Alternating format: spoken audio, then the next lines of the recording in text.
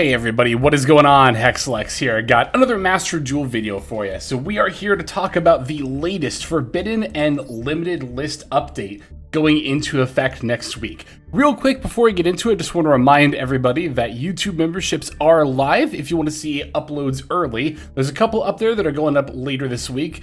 So by joining, you not only get your name in the credits, but you can see those early. If you're interested in some other content that's exclusive and not on YouTube, head on over to patreon.com/hexlex and join over there to support the channel as well. Really appreciate all the support that we get. And of course, we show that at the end of every video again by thanking everybody by username. So just wanted to throw that out there real quick. But let's not waste any more time. Let's get right on into it. So next week, we have quite the ban list going live here. Cards to be forbidden. Bagooska, the terribly tired Tapir, is finally being put to rest, going from 3 copies down to 0. Obviously, this card was pretty widely used in Ryzeal, and is probably the main reason why it's going. Although, I don't think anybody's going to be truly sad to see Bagooska go, even though it's only recently been picked up by Ryzeal. It's, of course, been used in many other decks, long before Ryzeal, and been a very annoying card in pretty much every one of them. Now, as far as cards to be limited, we have Maliss P. Dormouse, Gold Sarcophagus, and Maliss and Underground. 3 cards that were used in the Maliss deck, all going to 1, and all URs as well. We'll talk about this more here in a second, but I also want to talk, or briefly at least show, the cards that whose limit has been lifted. It's going to be Raigeki, Nightmare Throne, Sage with Eyes of Blue, Dark Beckoning Beast, Opening of the Spirit Gates, and Pearly Delicious Memory. Funnily enough, I have a video coming out on Saturday where we go through the ban list and see which all cards could come off the ban list and go to 3, or come off the, go from banned to 1. And in that video, I mentioned all 6 of these cards as cards that would be perfectly fine going to 3. So again, if you want to see that video now, join as a YouTube member and you can see stuff. But let's go and talk about the list here. So obviously, the biggest hit here was to Maliss, with 3 of their best starters all going to 1, and I'm pretty happy about this. Maliss was pretty obviously the best deck in the room and needed a hit.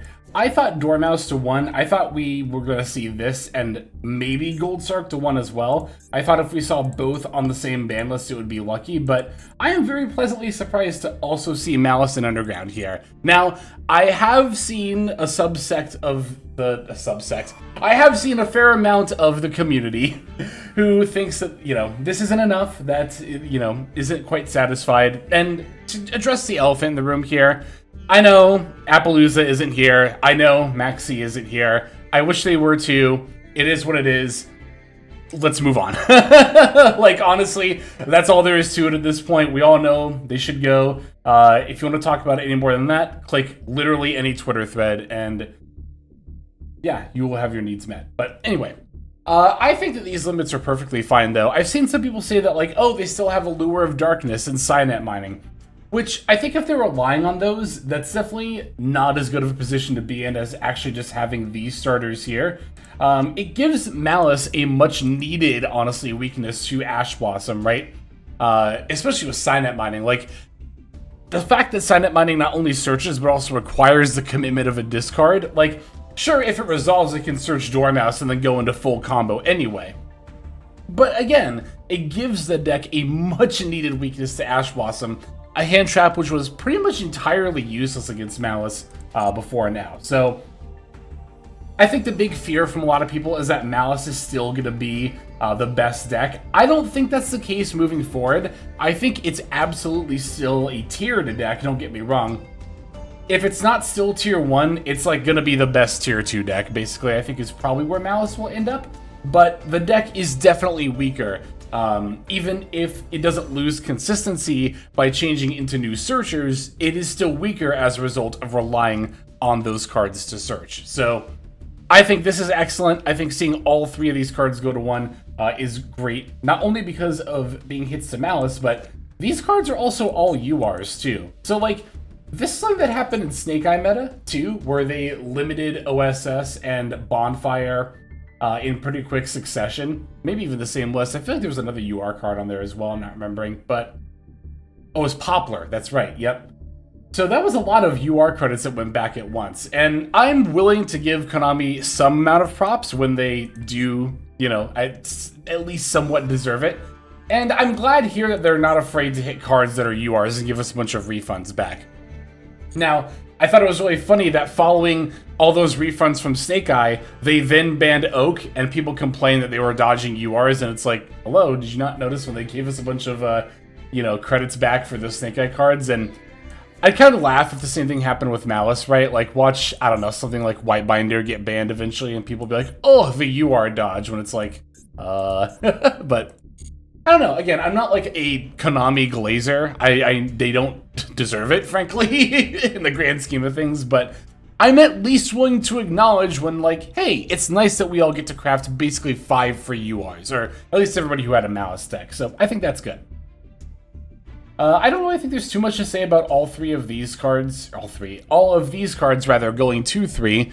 It's all deserved. Like I said, I had a video talking about how this is all deserved, but like, Raigeki is completely fine. The Yubel archetype, I think, is completely fine. That's, of course, Nightmare Throne, Beckoning Beast, and Opening the Spirit Gates.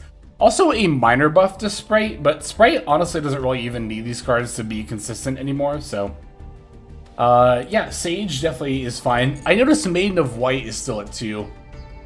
Which I think is a little weird, especially considering this is the ban list following the Duelist Cup, and Blue Eyes had, like, literally 0 showing at all in the top 100 of the Duelist Cup. I guess Konami's maybe a little apprehensive because of the fact that Blue Eyes traditionally in paper formats was the 3rd best deck for a long time, behind Ryzeal and Maliss, but I still think it's fine if Maiden comes back to 3 as well.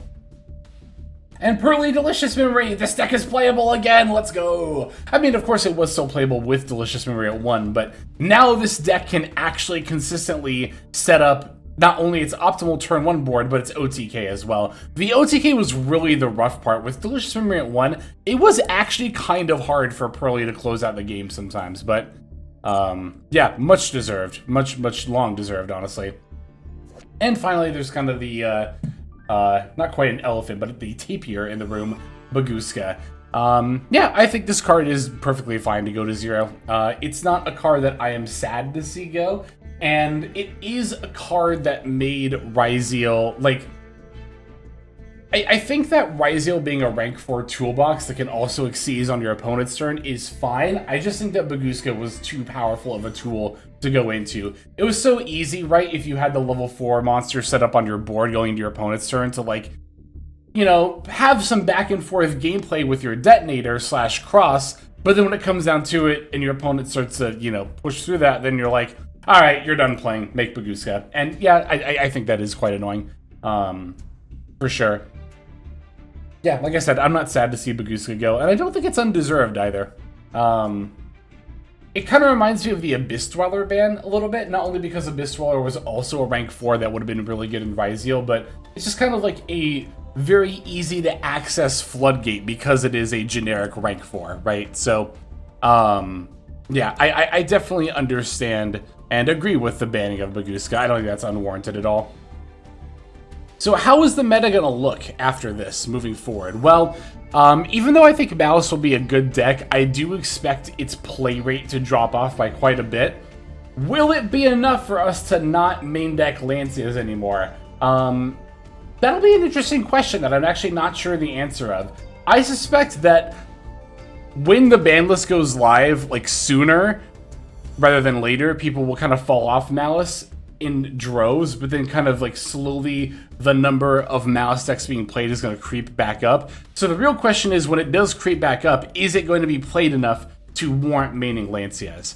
I think at the beginning of the meta you can take Lancias out, but it might be worth looking at putting them in if Maliss does start to see an increase in play after the initial bannings. Ryzeal is obviously going to be the main deck in the room that you're going to want to be concerned about, because while Bagooska ban was a hit to Ryzeal, it doesn't really change or affect Ryzeal's game plan in terms of its consistency, just is a minor hit to its overall power level. But Yeah, I definitely think that you're going to see a lot of Ryzeal moving forward. Droll and Lockbird, I think value for that is going to go way up moving forward. Because, you know, you might think, oh, but if people are still playing Maliss, then Droll's not good against Maliss. But if they are in fact switching to Allure and Signet mining to search their starters, then Droll has at least some functionality, right? They Signet mining for Dormouse, you can Droll them. Yeah, it doesn't stop all of their combo, but they can't search for Red Ransom, which can very easily matter.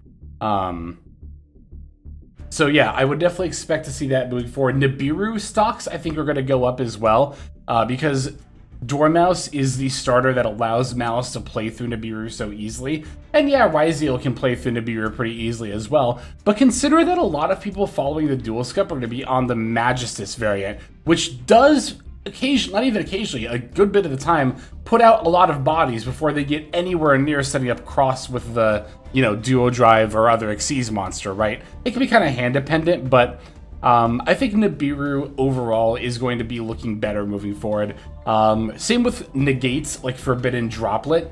Definitely looks a lot better to play moving forward because there's going to be more Ryzeal. And also Droll, cards like Droll and Droplet are just generally good as well, right?